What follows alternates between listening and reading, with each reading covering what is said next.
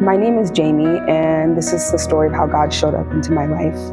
I'm adopted. My mom was very deep in addiction, so I was adopted and sent to Idaho.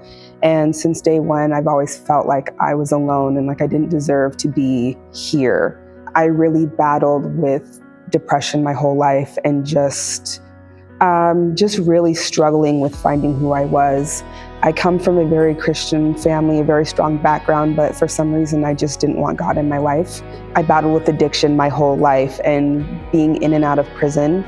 At 27, I actually ended up having my son, and I really thought that I was going to turn my life around and that having my baby would be the answer to keep me on a straight path. But I quickly found out that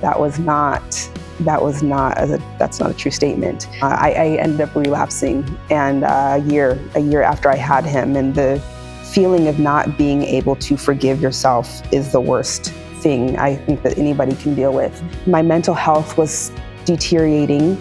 I was battling suicidal thoughts. The moment I went back to the jail cell that I left 8 years ago is when I decided to bring God into my life. I had no choice. Once the door had shut and it was just silence, it was just him and all I could do was drop to my knees, and I just cried. And I knew that I could never go back to the life that I was living. I lost everything. And I built a really good life for myself, but it was off of a fake foundation. There was no God in my life. The money was coming from terrible places. The people in my life that didn't have God either. And so it was easily built, but it was also easily torn down.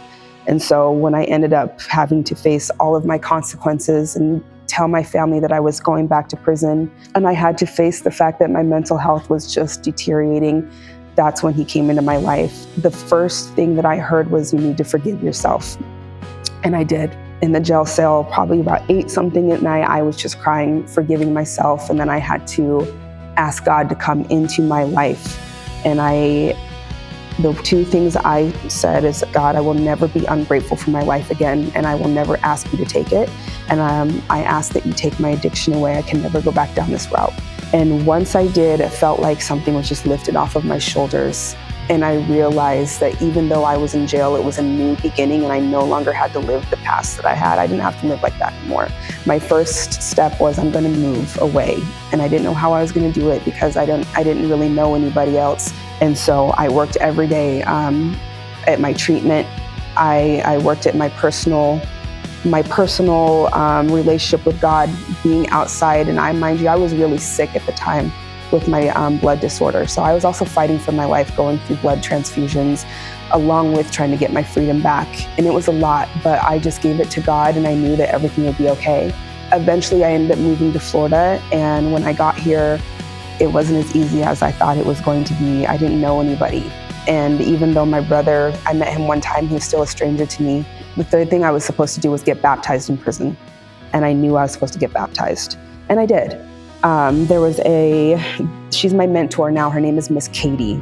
And she volunteered in the library at the prison. I would be with her every day and we would talk. But when the church came, they decided to baptize the women, and I was part of that. And so at that point, I knew that I had to stay on the path. So moving forward, I came here. I was really lonely. I was really scared. And I didn't know what to do. But my mentor gave me her phone number, and I called her. She told me that, she knows I'm scared, but the first thing we're going to do is find a church that was close to where I was living. And so I put in churches near me, and 0.8 miles was One Heart. So we looked it up, and she said, you're going to have coffee with the pastor, just try and tell him your story and ask for help. And that's the first time I was really scared. And I reached out to a church. Mind you, I didn't really go to church before prison. Honestly, even in prison, I didn't really go to church. I just had a personal relationship. So this is the first church I felt safe in, and like it's my family. And since being here, I feel so welcomed. The church has helped me with everything. I mean, I love this church. I love the people in it. I have had a lot of struggle here, but I've always come back. Every Sunday, I'm so excited to come back here and hear a message. I'm very blessed to be here, and I'm very blessed to tell my testimony and just be here with the church.